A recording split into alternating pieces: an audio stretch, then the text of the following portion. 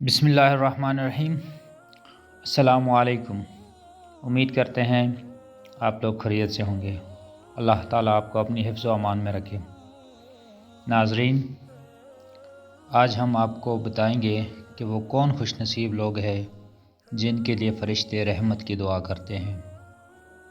تو آئیے سنتے ہیں وہ اعمال جن کی وجہ سے فرشتے ہمارے لیے رحمت کی دعا کرتے ہیں۔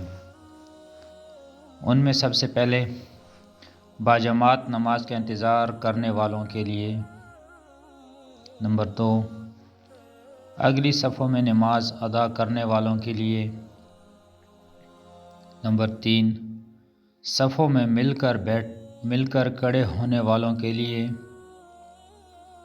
نمبر 4 صف کے دائیں جانب کھڑے ہونے والوں کے لیے، نمبر 5 نماز سے فارغ ہو کر جائے نماز پر بیٹھنے والوں کے لیے، نمبر 6 لوگوں کو خیر و بھلائی کی تعلیم دینے والوں کے لیے، نمبر 7 مریضوں کی عیادت کرنے والوں کے لیے، نمبر 8 روزے کے لیے سحری کھانے والوں کے لیے، اور نمبر 9 نبی اکرم صلی اللہ علیہ وآلہ وسلم پر درود بھیجنے والوں کے لیے فرشتے رحمت کی دعا کرتے ہیں۔